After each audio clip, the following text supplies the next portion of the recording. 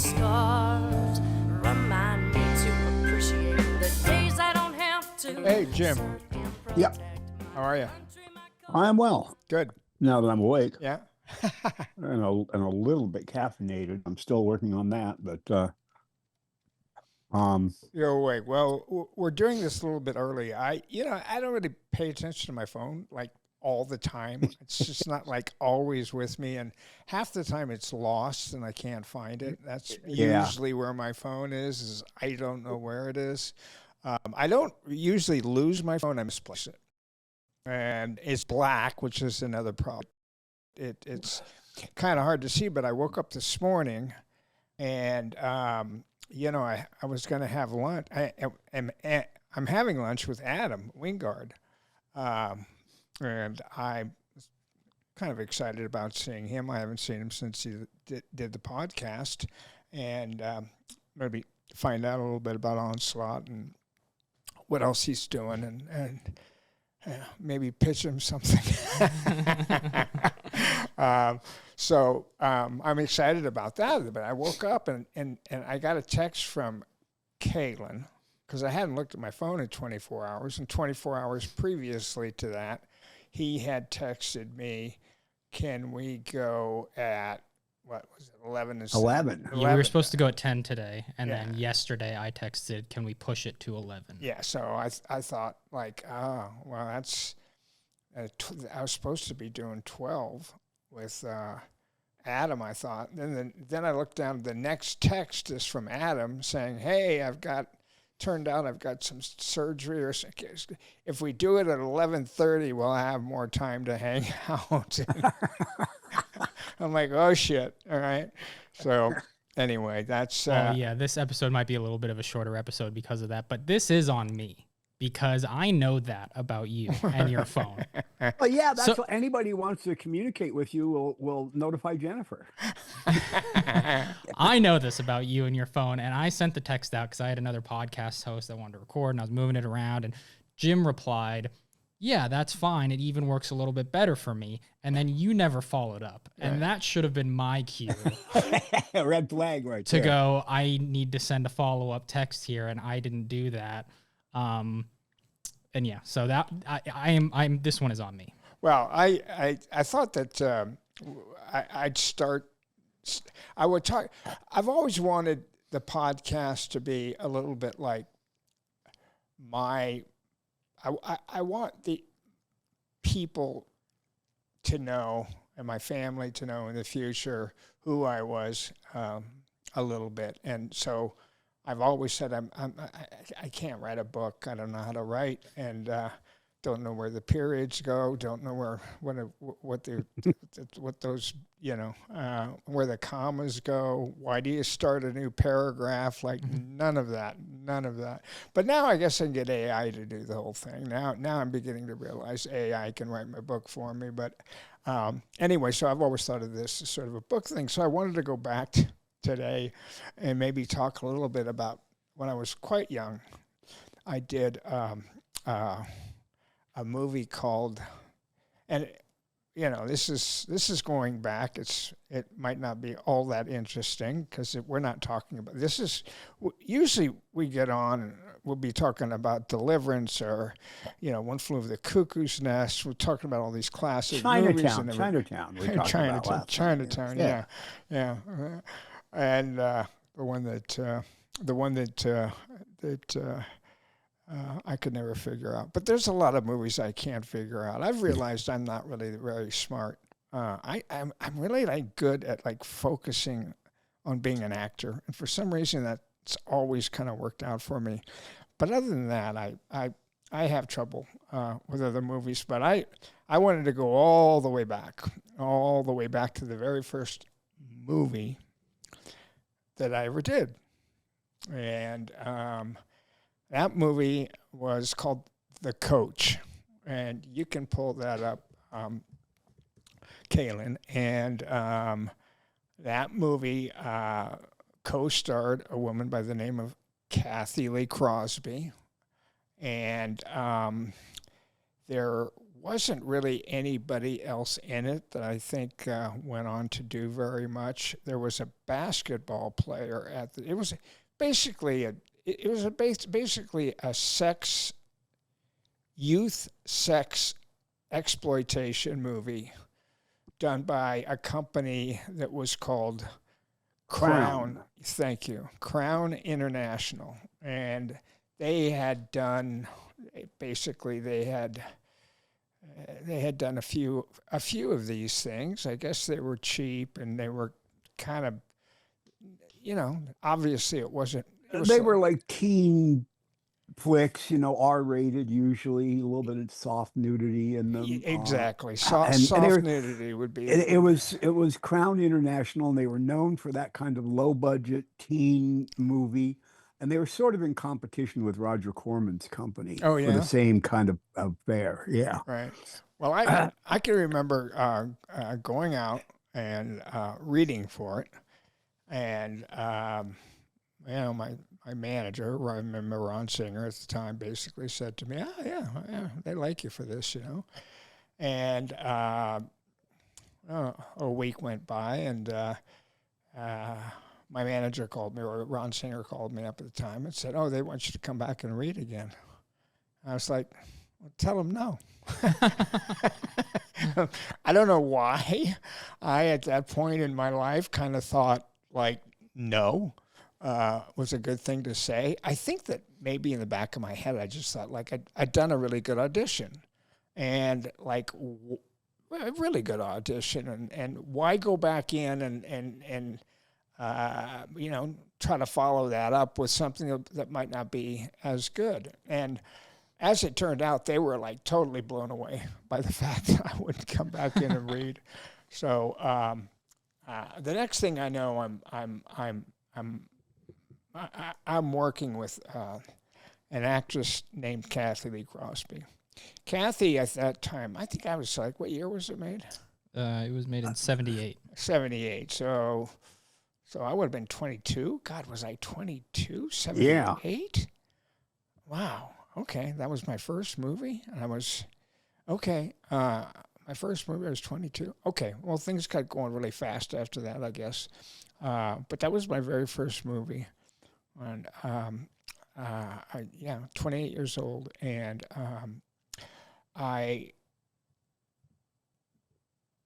was working. It basically was a story about a basketball team and a woman coach that comes in to coach the men's basketball team at a high school.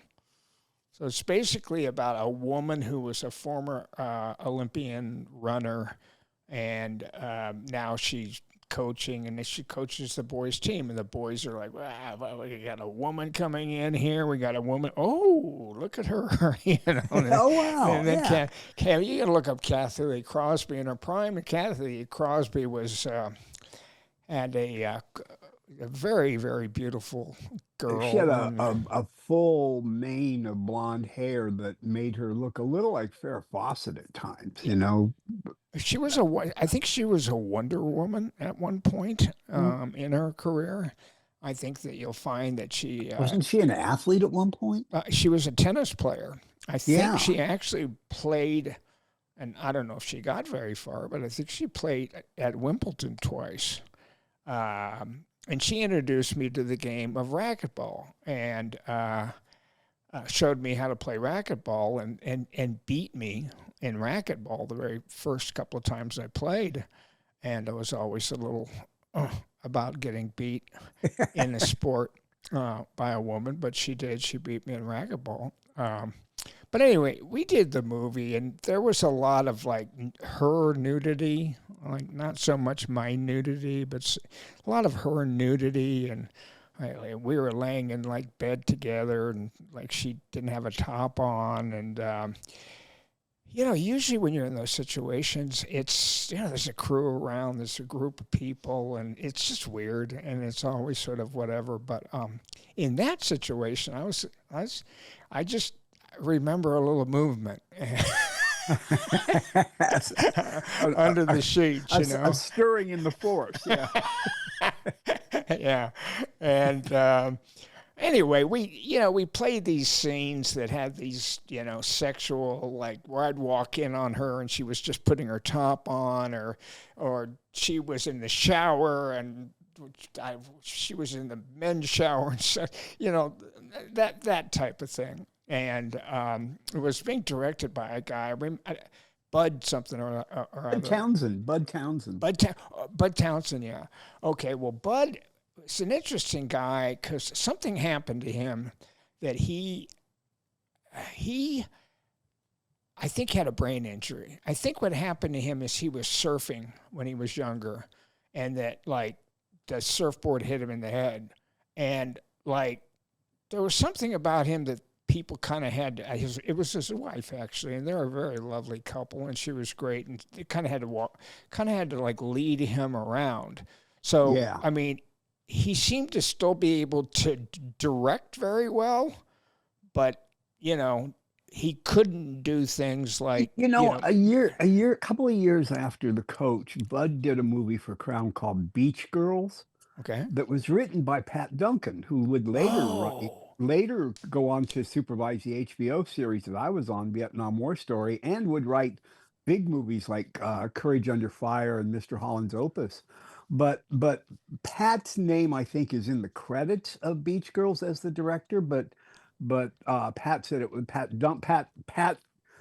Townsend's name is in the credits as a director. Pat Duncan, the guy who wrote it, said it was really Bud Townsend who directed the movie, but it was Pat who kind of had to co-direct it with him. Well, it was interesting because Bud directed the movie, and I guess he continued to direct for companies like Crown. And but there was something that happened. I'm sure he had some sort of brain injury, and I think I remember it being from surfing.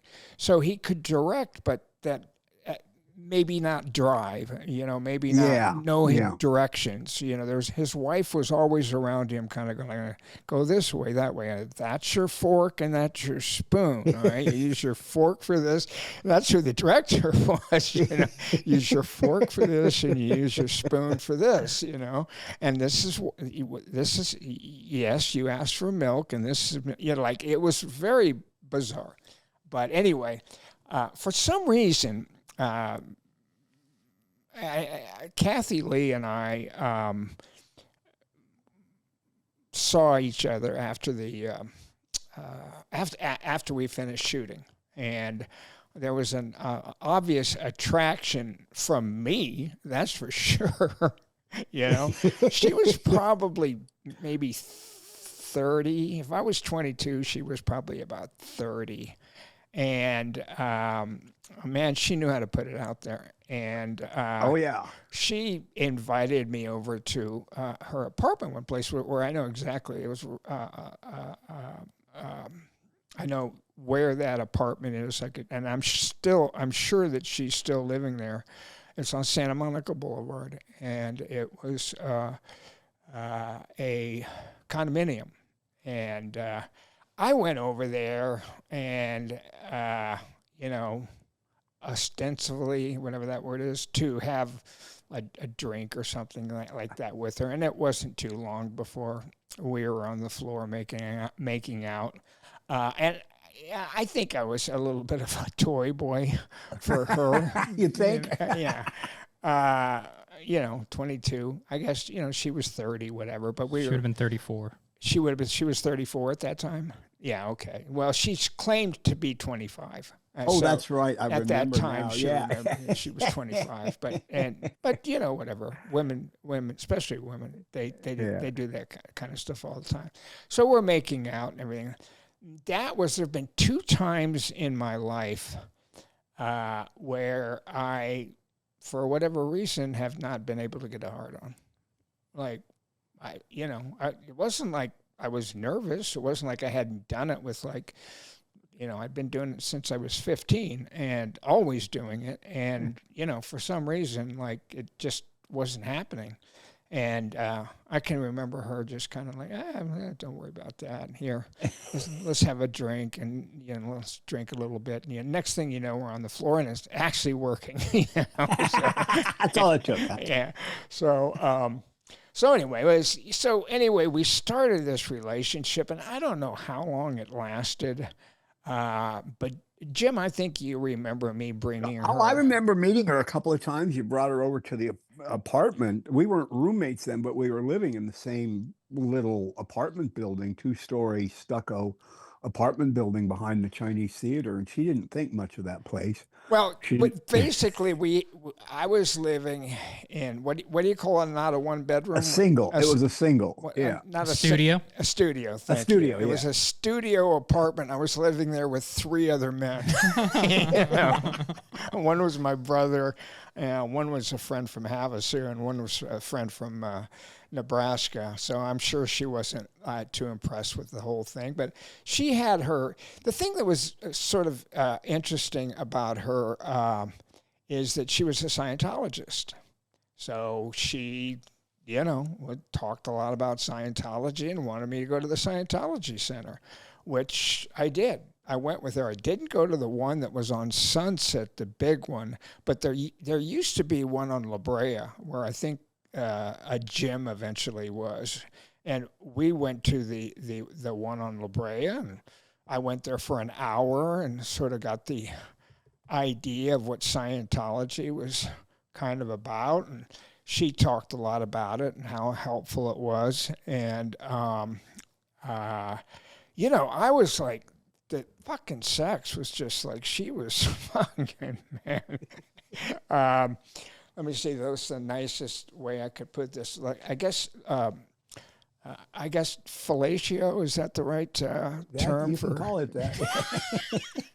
Yeah, she was, I think, better at that than any woman I've ever been with before. Oh my goodness! Yeah, started off at the top.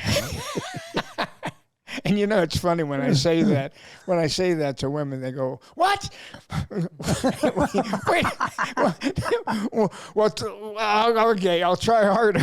Okay. It's a good thing to remember if you're a man to have that one in your back pocket. There was close, somebody, but not there yet.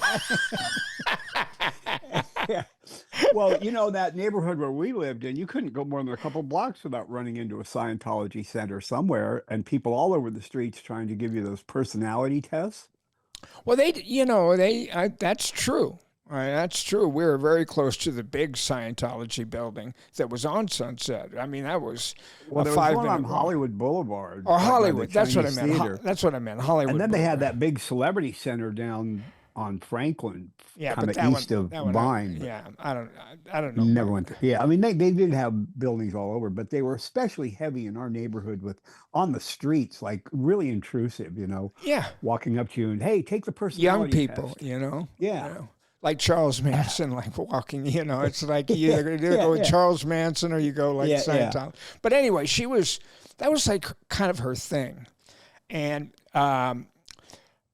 one of the things about Scientology is they don't take drugs. I don't think they drink. They don't, whatever. But she always had like drugs around for me. And I can remember when she used to go down on me, and, right before I was ready to come. Okay. What? Is that too much? Yeah, boy, am I uncomfortable right now. Right before I was ready could have been enough. Okay. Right there. Yeah. All right. Well, listen, we're all, For the money shot. Yeah. She would like reach up like with a popper. Remember the poppers I was talking about? All the gay men had, Yeah. And she would like break that thing underneath my nose. I'm 22. Like, what do I, here she, From like Havasu. From Lincoln, Nebraska, and all of a sudden I think I'm with a movie star, and she's, setting off poppers in your nose while you're about to. Yeah, exactly. And I mean, that was about that when that happened, and that happened quite a bit with her and those poppers. That was about as close to heaven as almost heaven. Almost heaven, yeah. And she was interesting, and she turned me on to cocaine. I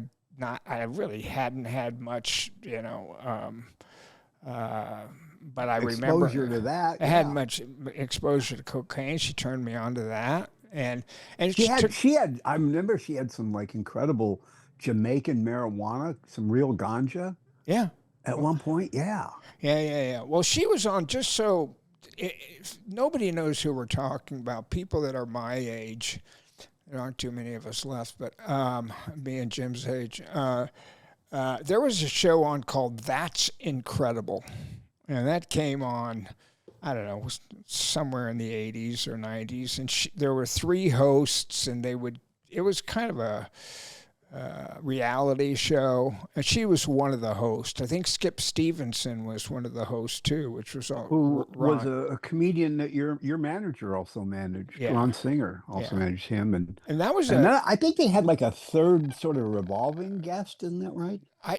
I don't know, but I'm seeing the other co-hosts were Fran Tarkenton and John Davidson. Fran Tarkenton, the football player. Well, she ended up after me.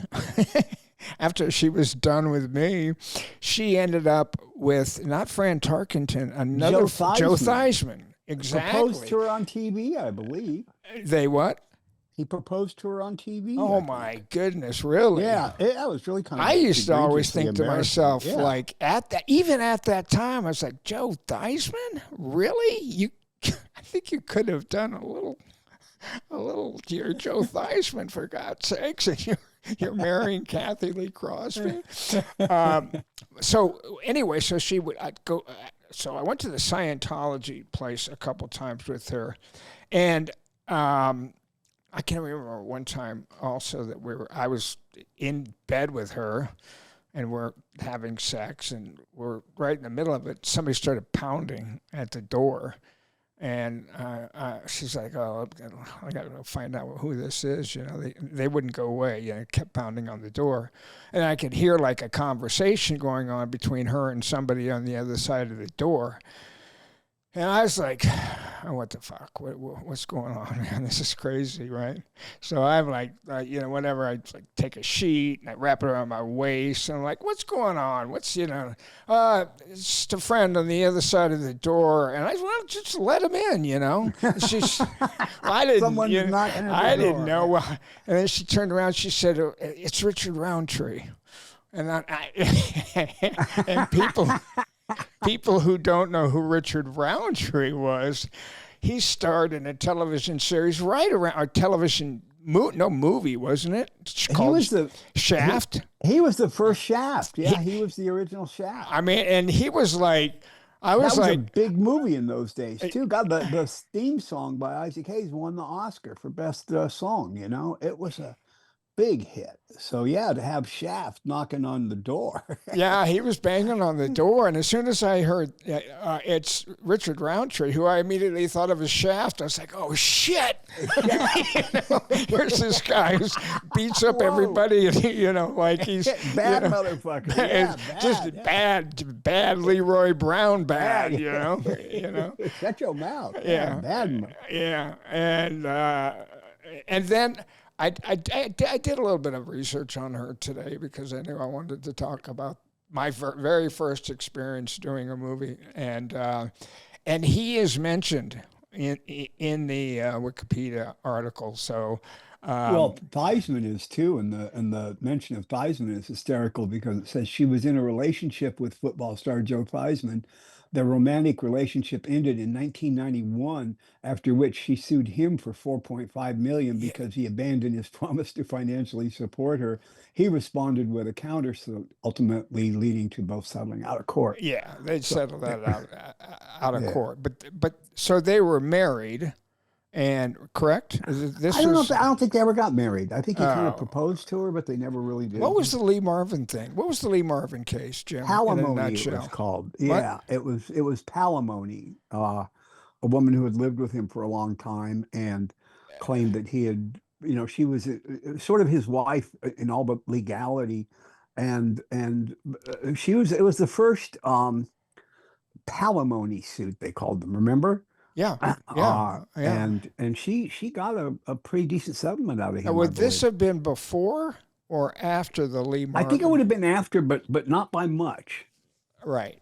Right, right. So that's probably why Theismann was probably stuck with settling with her. But that was a pretty big trial, because before that, if you weren't married and you'd spent 10 years with a guy and you got divorced, you were just fucked if you were a woman.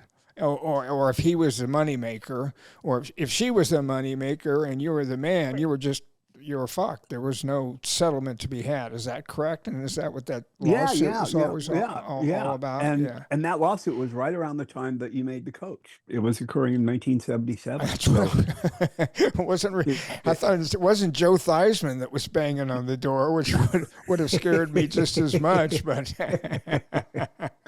well, here's the thing too: is that we ended up, splitting up, and I don't know. It seemed to me like it was a couple of months. I don't remember exactly how long we were together. But I remember the fight that we had that split us up had to do with Scientology. Because when I went to the Scientology Center, and I went a couple times with her, and there's an hour where they're explaining things and talking to you about their therapy. You can call it a religion, whatever it is. And I always felt basically that they were telling me that no matter what, you just put on a happy face. You're just always happy, and everything's good, and you smile even though you're not happy, and maybe that's why when I met Tom Cruise, I thought he was such a great guy, man. He had a big smile on his face, and and also I met the woman from Cheers that was a Scientologist. Do you remember her? Shelley Long? No, is it Cheers? Oh, no, Allie. Christy Alley. She was really nice too. I mean, they really, really come across really nice. And but I remember thinking to myself, I mean, that's like, why would I want to act differently than the way I feel? If I'm upset, you can go fuck yourself, I'm not going to smile and say like, okay, and then turn around and stab you in the back or do whatever. But that was my feeling about Scientology, was they wanted probably everybody that they recruit, to start by like just saying, like being happy around everybody, no matter what the thing was. And I didn't feel right about that. And I can remember getting into an argument. It's the last time I ever saw her. I remember standing at the door of her apartment on Santa Monica Boulevard, and we were arguing about Scientology, and I was like, well, if you feel that way, then fuck you. And she said, fuck you back, and that was the end of it. So that was the end of our relationship. That was the end of the paupers and the heaven. It was the end of the whole thing. So I was 22 years old. So what did I know? I used to like high school girls. My previous girlfriend had been Beverly Hills High. She lived at Beverly Hills High. She found that apartment for me, as a matter of fact. My previous girlfriend. She was the daughter of the studio exec. Of an executive at MGM. We double dated with her sister. I think we went to see The Goodbye Girl. Yeah. She actually met for the role that Bill Derrick played in 10, didn't she? What? She met. Who met? Who met? The girl you're talking about. The one I was dating? Yeah. Oh, no. Didn't she? I thought she met for that movie. No. Didn't she want to be an actress?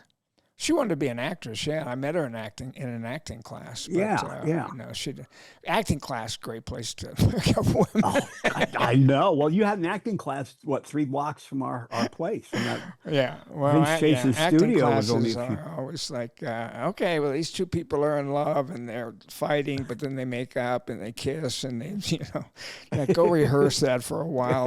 Two 22-year-olds, that was like one of the reasons why I took acting classes. That's really one of the reasons people ask me, like, how did I ever get interested in acting? And ever since going back to Nebraska when I was in community theater and I was like 12 and 13, I'm like, that's where the girls were, the loose girls, not the uptight ones. Actresses always seem to be, actresses always seem to be a little bit wilder than the rest of the girls. But now looking back on it, I'm just saying to myself, did she really like me that much? Or was she just a recruiter for Scientology?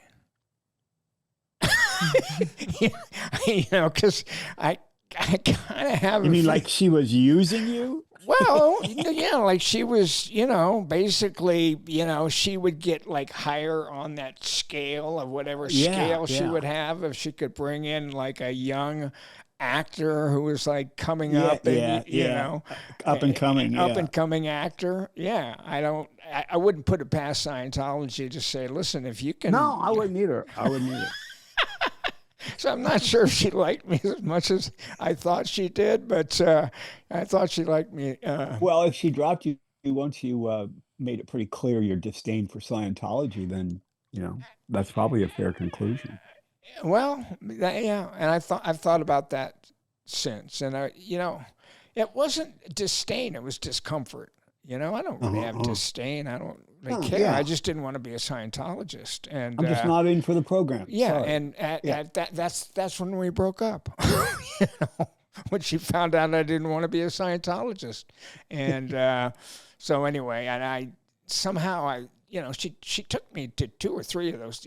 Somehow I feel looking back on it, she was a recruiter, but anyway, that was my very first experience. Oh, and you would be hounded for years after that by people from Scientology getting a hold of you. Well, here's what happened. When I went to the Scientology Center with her, not the center, but the one that was on La Brea, and I went in there 2 or 3 times, I gave them my address, and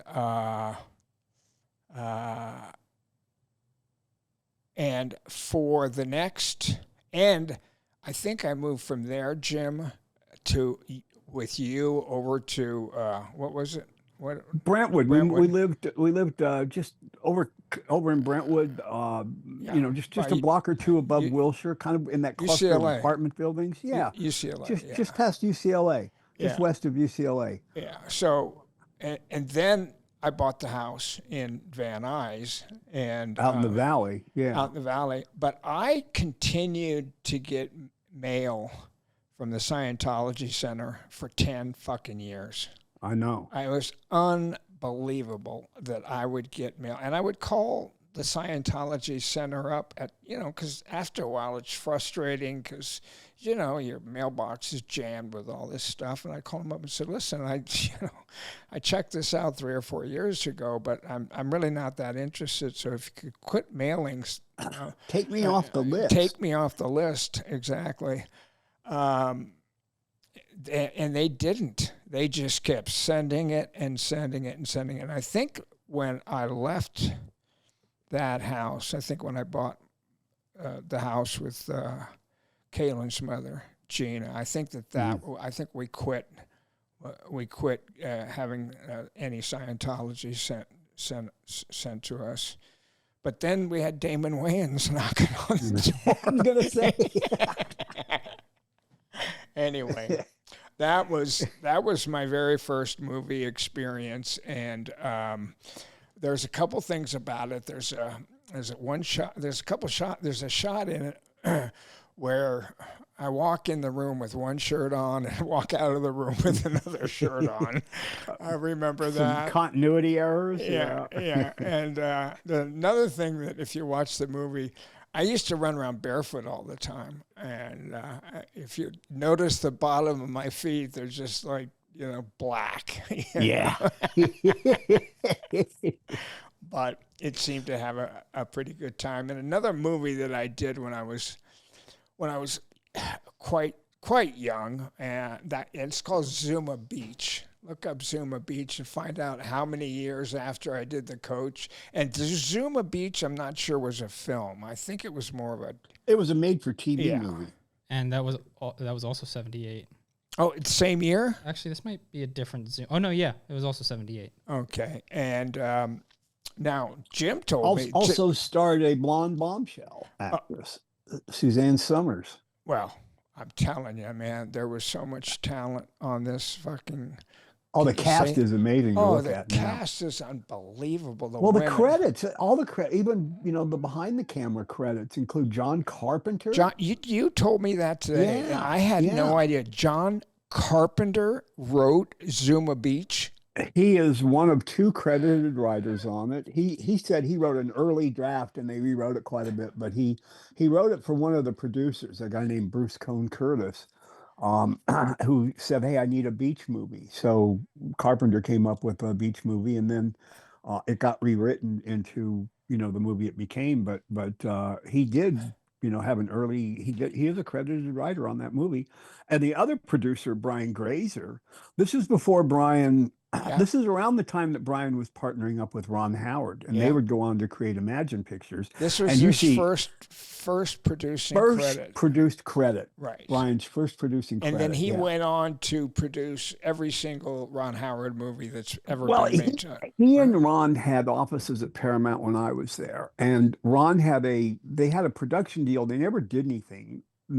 Paramount never produced anything of theirs, but it was a kind of a talent relationship deal because Ron was in the last year or 2 of his Happy Days contract. So this was an effort to kind of keep Ron happy. They gave him this little production company with Brian Grazer. The first movie they did was called Night Shift for Alan Ladd with Michael Keaton and Henry Winkler. Successful, and then right? they did Splash, and there's no looking back after Splash. They pretty much had almost free reign. And not entirely. Brian Grazer is another one of those guys. He never fucking hired me again, but Brian Grazer is such a sweet guy. Right? I wonder why he got along so well with Ron Howard, but he's just a very, very sweet guy. You could always see him coming. He had a crew cut that was about 4 inches high. White hair. He looked a little like nobody wore their hair like Brian Grazer. No, you could see there's Brian. You could pick him out of a crowd at a football stadium. Award, he had white hair. But he was very nice. But the interesting thing, that other guy that you mentioned, Bruce Cone Curtis. Yeah. Who that guy? One of the interesting things about Zuma Beach was that he was very interested in hiring the children of famous people. Suzanne Somers was the star, and I believe an actor named Stephen Keats. Yes. And Stephen Keats was a very interesting actor at that time, and maybe he was in some big movies like Black Sunday. Yes, the John Frankenheimer thriller. Didn't he do something with Mitchum too? Where yeah. I mean, he was a kind of a serious actor, and then in some dramatic movies. Yeah. Then he committed suicide. Really? I didn't know that. It was right after he did Zuma Beach. He kind of thought, well, I guess because. Which I'm trying to think of one of my sons' names, Dashiell's godmother. He's in a very good Robert Mitchum movie called The Friends of Eddie Coyle. Yes. That is a pretty good movie. Who directed that? That would have been one of the Frankenheimer kind of guys. I think it was Peter Yates. Yeah. Oh, Peter Yates? Yeah. Oh, Peter Yates directed something. I've always thought of Peter Yates. He directed Bullet, right? He directed Bullet. He directed, I think he directed The Deep. Oh, right. Yeah. I met him a number of times. Breaking Away. He directed Breaking Away. Right. Eyewitness. The William Hurt movie Eyewitness with Sigourney Weaver. Yeah. Quite a number of good movies Well, here. getting back to Zuma Beach, that Bruce Cone Curtis guy gave me the impression that it was very interesting in casting children of other actors.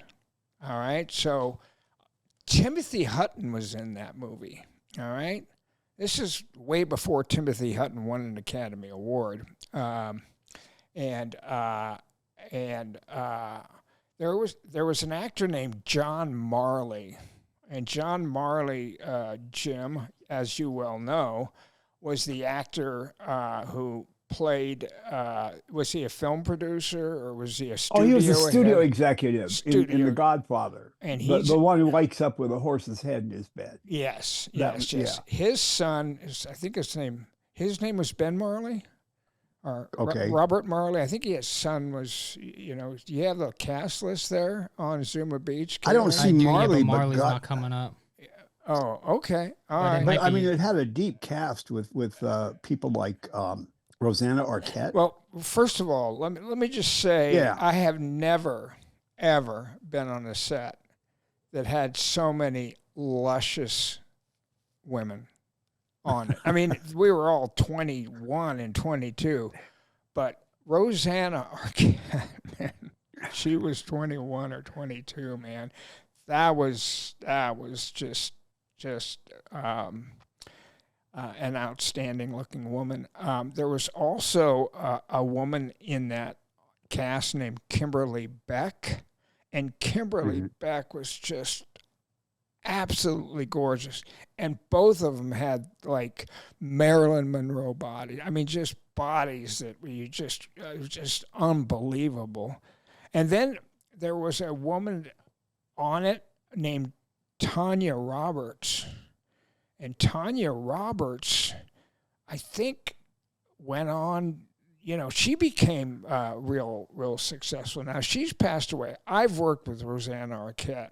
We did the Divide. Yeah, we did the Divide together. And she was great, and I love her, and she's wonderful. And I haven't seen her since we did the Divide together, but I don't think we ever worked before.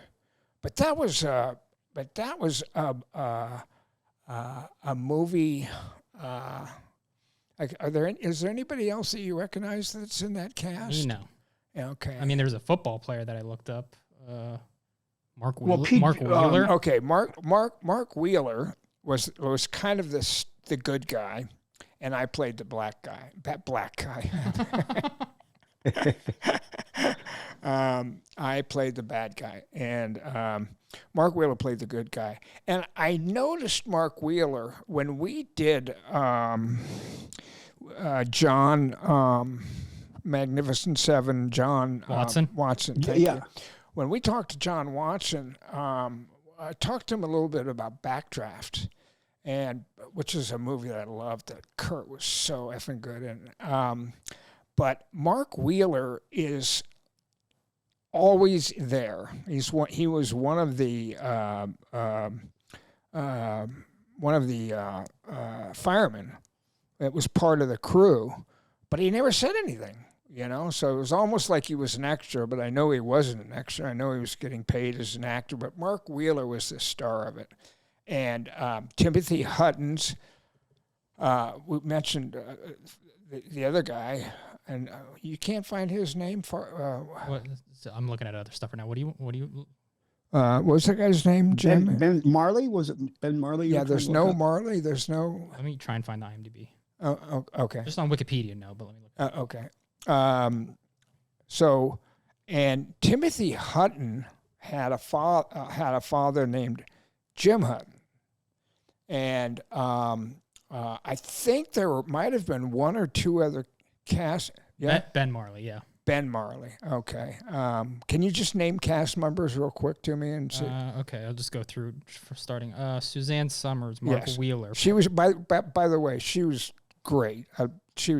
I didn't have very much to do with her, but she was really wonderful. Go ahead.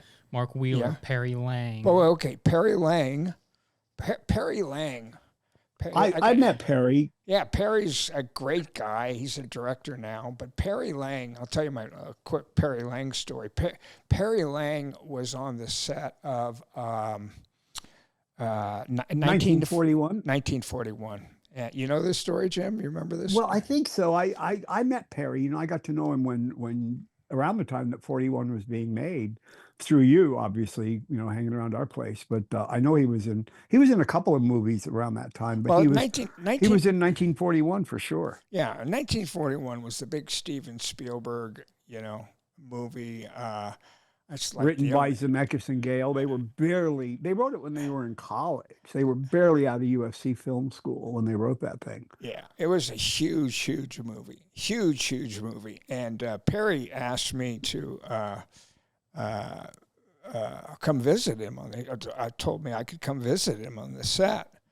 And I thought, okay, well, this is great. So they were shooting at Universal, right, if I'm not mistaken? They shot a couple places, Universal for sure. They shot some on the Burbank studio a lot as well. Maybe it was they were definitely housed at Universal. I think it was at Universal that you would have.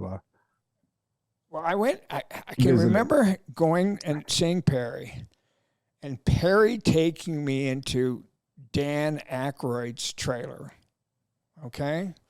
And he, you know, back then we all had, you know, not me, and not Perry probably, but Aykroyd had a pretty nice trailer. It was, you know, big and could, you know, 6 or 8 people could sit around there and party and laugh and drink and stuff like that. And so I was in there, Aykroyd was in there, and who I went on to work with in Susan's Plan. And he's an interesting dude, but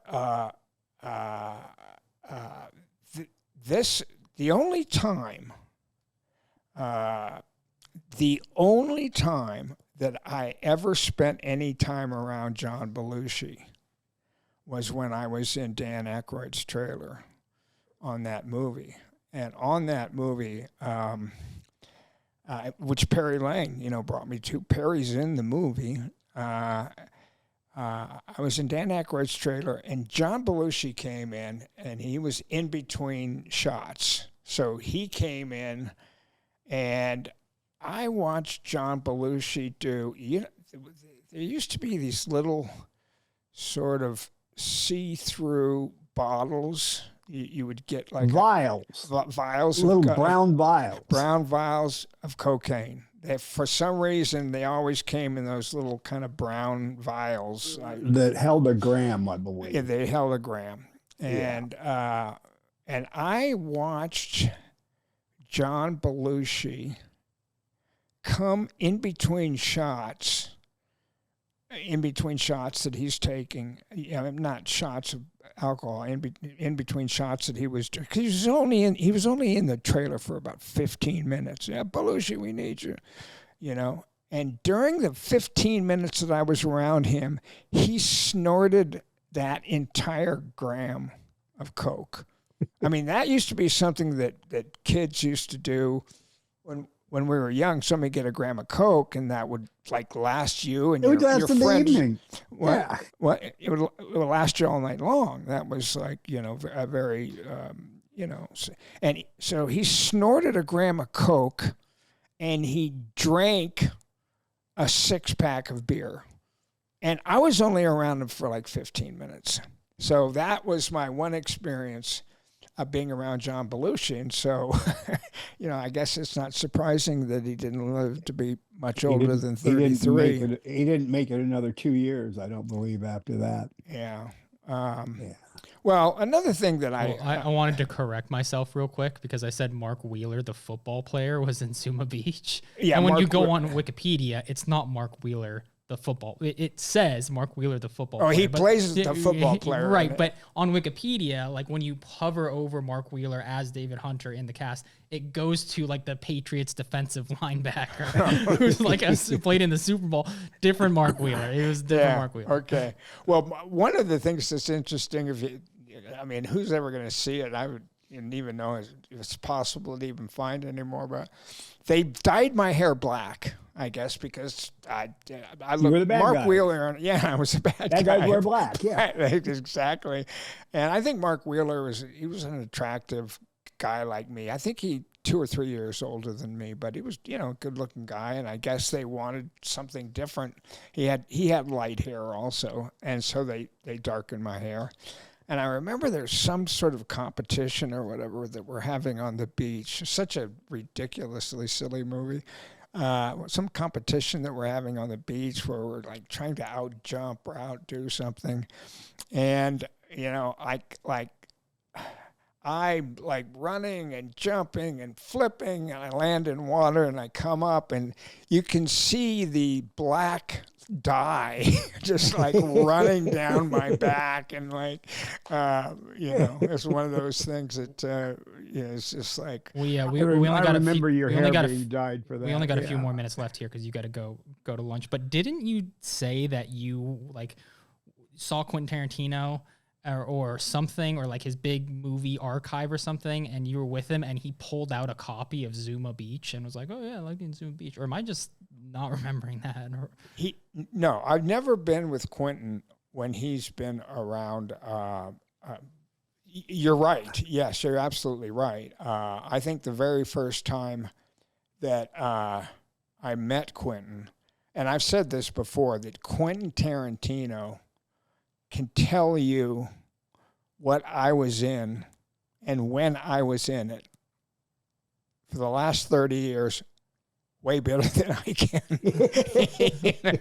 Like way better than me. But one of the very first things he said, one of the very first things Quentin ever said to me was, I got a copy of Zuma Beach in my, my video archive. In my archives. And I was like, oh, yeah, you got one of my good ones, huh?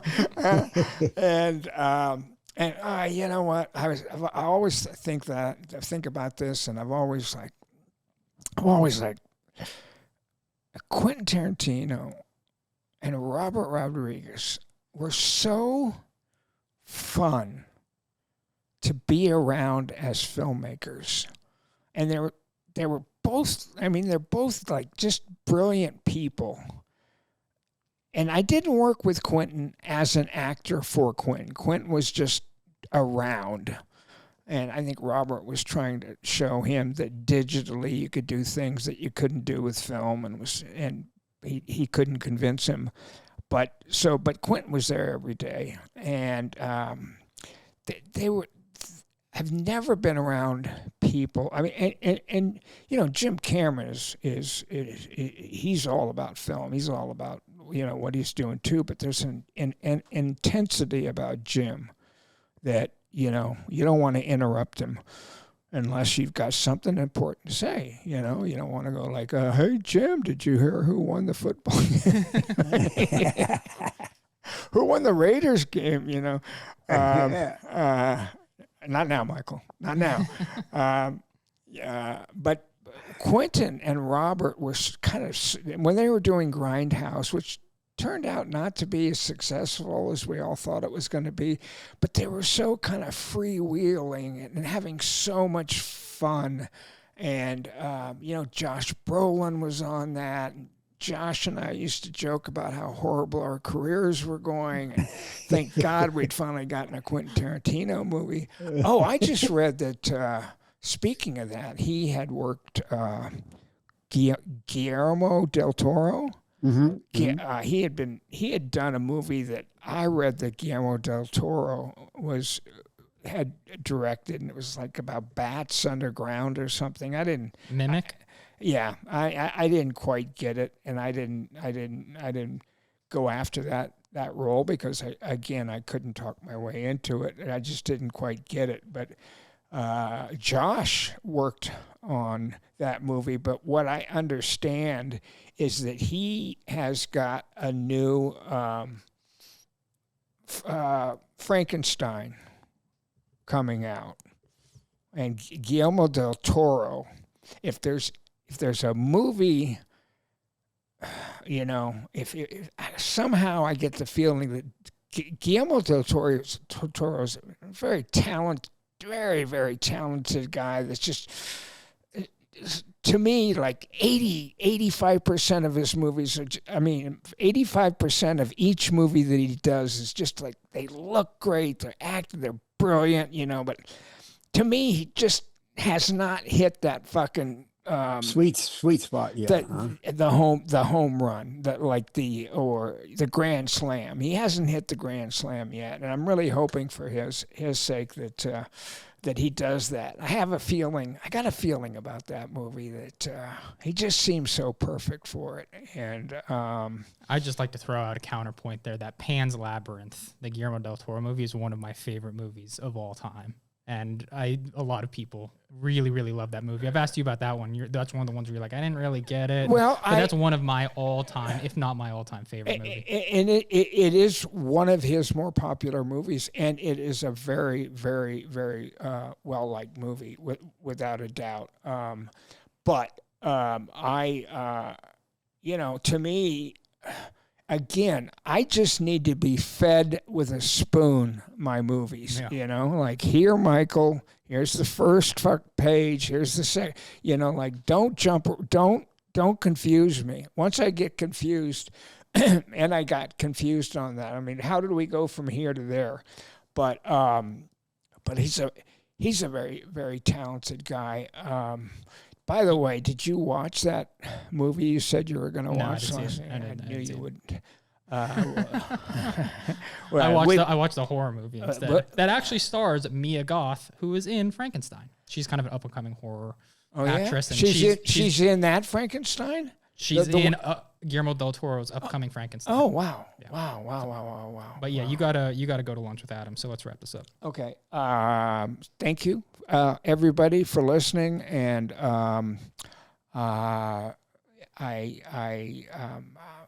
I'm just having a great time. I've got a lot more stories, a lot more fun. I'll let you know what happens after I have lunch with Adam. Probably he'll tell me a few things, and I won't be able to say anything because nowadays nobody can talk about anything. Do you think you might get an update on a possible release date? I'll obviously ask him that, and but it's not on A24 schedule for this year. And it really doesn't surprise me because most movies don't come out the same year they're made. But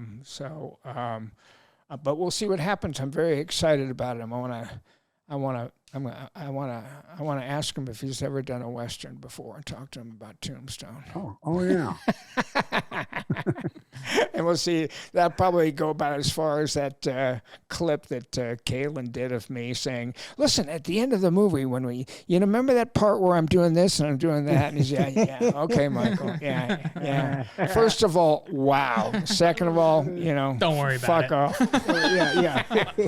All right. Thanks, everybody. Thank you, Jim. And, next time. All right. Someone dirtier than you are doing me